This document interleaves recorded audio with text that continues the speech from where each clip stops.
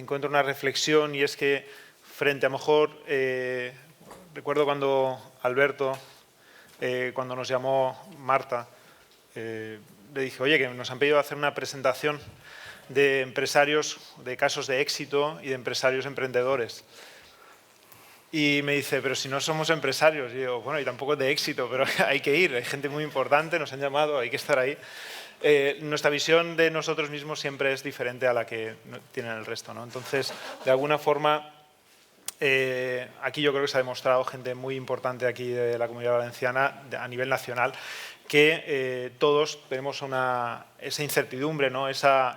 Tenemos una fachada de mucha seguridad, sin embargo, tenemos muchas dudas internas y eso es lo que al final genera negocios, empresas, proyectos, estar siempre dudando de uno mismo, de lo que estar haciendo y estar siempre revisando lo que estamos haciendo. Es un poco lo que hacemos o intentamos hacer en La Escaleta. Hemos preparado una especie de organigrama para que vierais un poco qué es el caso de La Escaleta, ¿no? Es un restaurante, una estrella Michelin, seguramente como muchos en toda España. ¿En qué nos apoyamos? Siempre se dice que la alta gastronomía no es rentable. En parte yo creo que es así. El restaurante gastronómico como tal, única y exclusivamente, yo creo que hay muy pocos que lo sean. Sin embargo, nos permite alcanzar otros objetivos, ¿no? Nos abren otras muchas puertas. El vídeo lo voy a pasar porque quiero ir rápido, no quiero retrasarme más.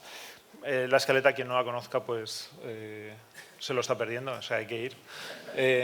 Y vamos a empezar. Es un restaurante, me voy a centrar mucho también en eso, ¿no? En la parte que se ha comentado aquí, como la familia de Andrés, que es un restaurante familiar o viene de una tradición de restaurante familiar, como otros muchos restaurantes.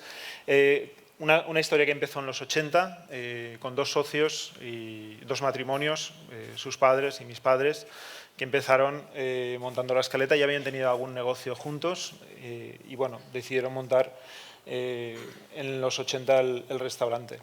Hay que pensar que en los 80 una cocina prestigiada era una cocina vasco-navarra, por decirlo de alguna forma, que era la que ellos, mi madre es de Navarra, sus padres son de Navarra también, y de alguna forma era la cocina prestigiada. Si algo ha cambiado en estos últimos fechas es tal vez esto, ¿no? Que a día de hoy cualquier territorio a nivel nacional tiene una cocina que la gente la aprecia y suficientemente prestigiada como para ahondar sobre ella y tener el prestigio suficiente para llegar a todo el público, ¿no? Entonces, ha habido varios cambios en ese sentido. Uno de ellos ha sido este, ¿no? Que hemos pasado de una cocina que se prestigiaba, la cocina vasco-navarra, a una cocina más local, más valenciana, más alicantina y sigue teniendo esa fuerza, ¿no? Después de dar varias vueltas, yo sí me gustaba la gestión de empresa. Hice algunas cosillas por ahí, realmente no mucho, y de alguna forma Ramiro, mi tío, jefe de cocina de La Escaleta en aquel momento, me decía que si realmente quería gestionar un restaurante tenía que conocer la cocina. Y había estado ya antes en sala y me pareció oportuno. Me metí en la cocina para no salir. Realmente no quería, mi objetivo en la vida no era ser cocinero, pero bueno, me atrapó, por decirlo de alguna forma. Creo que la gastronomía tiene, o la cocina tiene ese punto de creatividad que engancha a cualquiera que tenga un puntito, que todos tenemos esa creatividad, cada uno la utiliza para algunas cosas, ¿no? La Escaleta se traslada a ubicación, una ubicación donde podíamos crecer más, mejor, buscamos para poder hacer eventos, era algo importante para nuestro negocio. Como ha dicho Marta, La Escaleta nace en los semisótanos de un edificio dentro de Cocentaina y nos trasladamos a las afueras. Prácticamente a la par nos trasladamos en el 2009. Hay un fake, el 2001. Sí. Estrella. Sí. Bueno, sí. En el 2001 fue cuando nos dieron la estrella y bueno, llevamos renovándola pues esos 15 años, ¿no? Como os decía, venimos de un restaurante que era una cocina donde se cerraban. En la zona había mucha industria textil, se cerraban muchos negocios por el tipo de empresario que era en los restaurantes, en La Escaleta también. A día de hoy el perfil del empresario ha variado totalmente, es decir, antes venían a hacer la visita a la fábrica, nos íbamos a tomar copas, luego la cosa acababa en cualquier sitio, empezaba aquí y luego acababa en cualquier sitio. A día de hoy el empresario está mucho más formado, es otro tipo de hacer negocio, muy diferente al que se hacía antes. Y bueno, de alguna forma hemos ido variando, escuchando mucho al cliente, también un poco a nosotros, porque al final tienes que tener tu criterio y viendo desde un punto un poquito más elevado qué rumbo o por dónde está yendo el restaurante, y al final casi es una huida hacia adelante que realmente una decisión que a veces puedas tomar. Tienes la sensación de tomar esa decisión de una forma muy libre, cuando a veces, en nuestro caso al menos, en Cocentaina, al final es una huida hacia adelante. Es decir, veíamos que el restaurante como tal, como empresa, como donde se cerraban muchos negocios, no era el futuro, y fuimos poco a poco también, porque nos gustaba la gastronomía o la alta gastronomía, derivando el restaurante a ese formato, ¿no? Al formato que a día de hoy es. Que bueno, que también, como todos los negocios, va sufriendo modificaciones. En este punto sí que me gustaría, Alberto, que empezaras tú a hablar de tu parcela. Bueno, a ver, el restaurante, como decía Kiko, supone un cambio de público, porque al principio era un restaurante entre semana, básicamente. El mismo cliente que llenaba el restaurante entre semanas es el que venía fin de semana con familia. Pero bueno, al final ese público un poco va mutando. También es cierto que esto, para mal o para bien, con la llegada de Kiko y posteriormente mía, un poco se va acelerando. Es decir, uno cuando es joven tiene tendencia a cometer errores y aunque se los digan, pues los comete y después se da cuenta de que se lo dijeron, pero los hizo igual. Y entonces cuando al final Kiko va tomando un poco iniciativa en la cocina y después llego yo con los vinos, pues lo acabo de arreglar. Y entonces el cliente de empresa, a la par que la situación económica de la región y que el negocio iba cambiando, que el empresario que venía por un aspecto social deja de aparecer, entonces se convierte en una parte más lúdica. Nosotros un poco vamos haciendo cosas porque básicamente tenemos un poco ganas de crecer, nos gusta el mundo, nos gusta el servicio y entonces vamos un poco derivando un poco la sala desde un formato de restaurante de aproximadamente 60 plazas con 15 mesas a un formato mucho más pequeño, ¿de acuerdo? 9 mesas, 30 personas, buscando un decrecimiento voluntario. ¿Vale? Somos conscientes un poco de nuestra situación, estamos donde estamos en la localidad que estamos. Y al final la idea un poco, como decía Kiko, de una idea hacia adelante, buscar un cliente más específico, más viajado, tal vez más aspiracional, que en parte nos permita un poco vivir de lo que nos apasiona, que es nuestros métiers de cada uno, la cocina y la sala. Entre un aspecto de, vamos a decir, entre comillas, alta gastronomía, y que un poco al final ha generado dinámicas respecto a todo lo que un poco vamos haciendo, ¿vale? Bueno, esta mesa está en medio, a mitad camino entre la sala y la cocina. Si hablamos un poco de tendencias o de la tendencia gastronómica que nosotros vemos, es un poco hacia esto, ¿no? Restaurantes muy personales, al menos lo que nosotros entendemos. Al final, todo este tinglado, ¿para qué es? ¿No? ¿Cuál es nuestro objetivo dentro del restaurante? Esta mesa cero surge, es un espacio que está entre la cocina y la sala, como ya hay muchos restaurantes, que a día de hoy nos han abierto muchas ideas, ha sido como un I+D, y como decía Javier, un I+D dentro de nuestra cocina, donde vemos las reacciones de nuestros clientes de forma directa. Hay un diálogo mucho más claro. Al final, en nuestras mesas converge gente que quiere vivir una experiencia gastronómica muy importante y gente que simplemente viene a hablar con su novia, con su pareja, a cerrar un negocio, donde entendemos que no tenemos que interferir o no debemos interferir. Y aquí en este espacio de alguna forma se nos abre la puerta, nosotros abrimos la puerta de la cocina y se nos abre la puerta a interactuar con el cliente de forma directa, ¿no? Creo que esto a día de hoy para nosotros tiene sentido, pero que a futuro, en un futuro de 4 o 5 años, seguramente esta mesa desaparecerá para que todo el restaurante sea un poco esa mesa cero. A día de hoy esto ha sido una herramienta muy eficaz, muy potente, pero que el día de mañana entendemos que el restaurante se tiene que contagiar de eso, ¿no? De ahí un poco la controversia, lo que hablamos, ¿no? Hasta qué punto nosotros tenemos que personificar nuestros proyectos, hasta qué punto tenemos que estar siempre en los restaurantes, qué es lo que el cliente espera de un chef, en este caso el mío, en mi caso propio, ¿no? Si espera que esté siempre el 100% de los días o no. Y esas preguntas que nos hacemos, por supuesto, a la hora de emprender cualquier otra acción, ¿no? El vino. Vale. Bueno, el vino. A ver, como veis, un poco somos dos, cada uno tiene un poco su parcela, aunque como buena empresa familiar de estructura pequeña somos absolutamente multiusos, hacemos un poco de todo.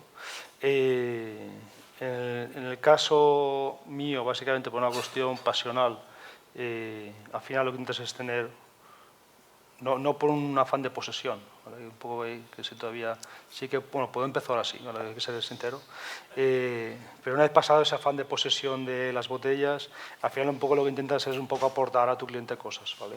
Entonces con esa vocación vas trayendo cosas, vas cambiando cosas, ¿de acuerdo? Actualmente la carta de la escaleta tiene aproximadamente 2.000 referencias, no os digo 1.000 porque es una, usted lo conté, estaba ahí, entonces más o menos creo que estará alrededor de eso. Pueden ser 100 arriba, o 200, o 50 abajo.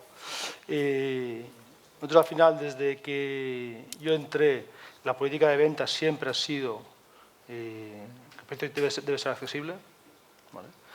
Por lo tanto, yo he sido absolutamente irrentable al restaurante durante toda mi vida laboral. Pero bueno, al final pensamos un poco en ese formato de que la gente tiene que tener acceso a las botellas. No tiene sentido que yo consiga un vino por 50 euros, lo venda a 150 si no lo vendo. Entonces creo que es mejor opción vender los 75 y que se venda, que no estocarlo durante 15 años. Aunque después sí que haya un cierto concepto de bolsa con según qué vinos respecto a disponibilidad, pero es algo absolutamente puntual a algunas marcas. Es decir, los vinos que también depende un poco de si tengo muchas botellas disponibles, si no, si la puedo reponer, si no. Es decir, hay muchísimos factores a tener en cuenta a la hora de marcar el precio. El criterio de selección ha sido básicamente marcado en 3 pilares básicos. Uno es el respeto al cliente, ¿vale? Quizás durante un tiempo, si me pongo en una fase de autocrítica, quizás en mis primeros años lo perdí, eso debo ser sincero, porque te cargas de razón, entonces crees que tú sabes mucho, y entonces lo pierdes, pero debes de mantener un respeto al cliente sobre lo que él quiere consumir. Después, el segundo pilar es el respeto a las grandes marcas, ¿vale? A día de hoy estamos en un proceso de busca de formato pequeño, exclusivo, extraño, extravagante, del último tinto que ha aparecido en no sé qué confín del país, pero después nos damos cuenta de que igual no son tan buenos o no son tan novedosos y que hay casas que representan mucho más allá que solamente la calidad de vino que tienen y hay que respetarlos. Entonces tenemos que ser respetuosos, es decir, hay productores de vino en España que empezaron hace 150 años, estaban mucho antes que yo, cuando yo me vaya ellos todavía continúan estando ahí, ojalá. Entonces hay que ser respetuosos. Y hay una tercera parte que ha ido creciendo con el tiempo, o no, que es un poco lo que a mí me motiva o lo que a mí me gusta, ¿vale? Esta es esta parte, he dicho el o no, porque es quizás la parte más activa de la selección, ¿vale? También entiendo que si yo empezara hoy una carta de vinos, no la haría como la hice. Cuando yo empecé un poco pensamos en un concepto quizás burgués, de grandes cartas de vino, con muchas referencias, con históricos, con un montón de cosas, libros así de gordos. Y quizás como el cliente ha cambiado, nosotros también, el mundo vinícola se ha actualizado mucho y quizás si yo tengo que poner un consejo a alguien que plantee una carta de vinos hoy, sea una carta de vino más pequeña, con mucho criterio, en la que un 50% pueda ser, quizá menos, un 40% pueda ser estable y otro 60% vaya rotando, ¿vale? Conforme a la temporalidad de la cocina, conforme a la estación, conforme al cliente y conforme van cambiando un poco las tendencias, ¿vale? No podemos estar de culo un poco a la que la gente gusta, después tú venderás lo que esté lo que te motive según el momento, que eso también cambia. Por eso digo que tienes una referencia corta, porque de repente te da mucho por beber vinos alemanes y compras mucho y después dices, esto es una mierda. Y lo que me gusta a mí ahora son los vinos italianos y ¿qué hago con todos los alemanes que tengo? ¿Vale? Si estoy pensando en vender el último barbaresco, ¿no? Entonces, por eso tiene que ser uno prudente y tiene que ser todo dinámico, ¿vale? El último punto, que es algo que un poco se ha ido deteriorando con el tiempo y y que en parte tiene relación con la oferta gastronómica respecto a la carta de vinos o no, que es según la comida que das, tienes que tener algunos vinos. No tiene sentido que yo, aunque me gusten mucho los vinos de Priorato, si estoy a pie de mar y vendo producto de mar, que hago yo con tintos de 15 grados y medio, con mucho tanino, es decir, pues tenemos una oferta complementaria. Y el paso siguiente, que sigue un poco por proximidad, por cercanía, al final somos como hermanos, un poco la relación, ese trabajo de qué tengo para comer, qué tengo para beber, en qué nos podemos apoyar uno en el otro respecto a la hora de hacer las cosas.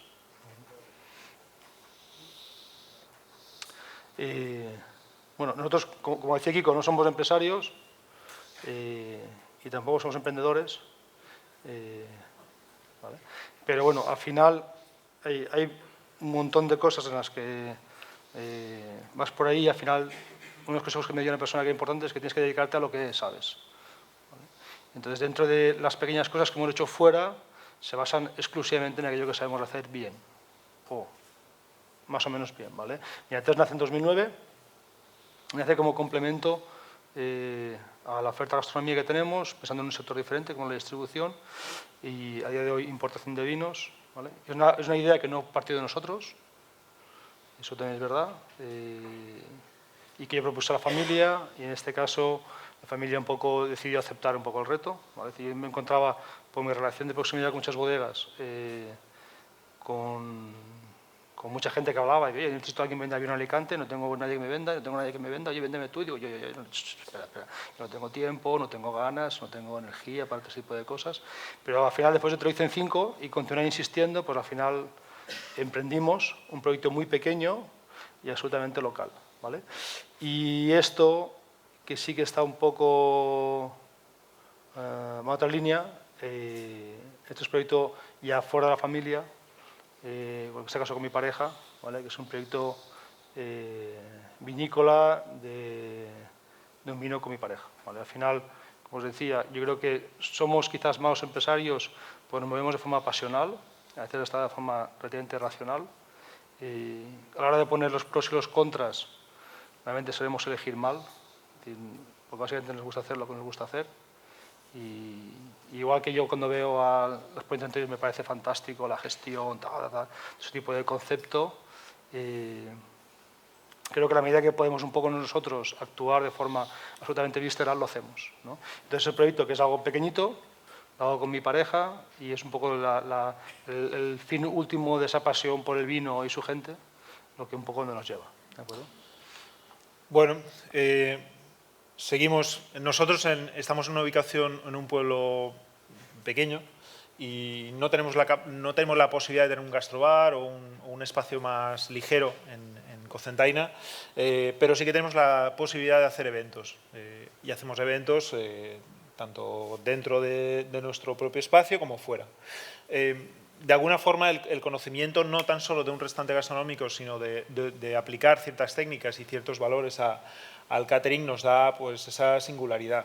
Y de alguna forma, como todas las empresas y todos los productos de hostelería, hay tendencias, hay modas, bueno, y tienes que estar un poco en ese espacio, ¿no? Nosotros el año pasado creo que ya se incorporó en nuestra casa una wedding planner, que era algo que a lo mejor no entraba dentro de los esquemas hace como 4 o 5 años, sin embargo, a día de hoy es más que fundamental. Al final intentas averiguar tus debilidades dentro de la empresa y buscar las personas adecuadas para apoyar esas debilidades. En nuestro caso, el tema de los eventos, quien trabaje, el tema de las bodas se está poniendo realmente complicado por el nivel de atención que se exige comparado con hace 10 años y no llegamos a esa historia, ¿no? Entonces, bueno, al final, hace unos cuantos años tomemos la decisión de hacer equipos diferenciados, es decir, está un equipo trabajando para eventos, otro está trabajando para restaurante dentro del mismo espacio.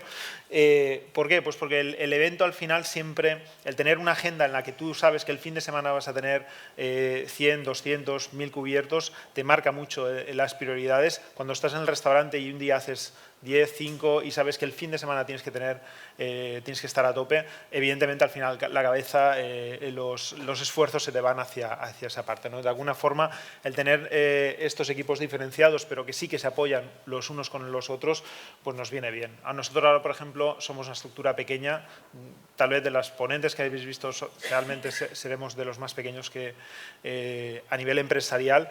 Y cuando el restaurante, por ejemplo, tenemos un evento fuera, un catering fuera especial, pues nosotros, el restaurante se cierra y se hace el evento. Es una forma de intentar optimizar nuestros recursos de personal y no intentar crecer sin ese criterio o sin esa calidad que nosotros queremos dar a todos nuestros productos que hacemos, ¿no?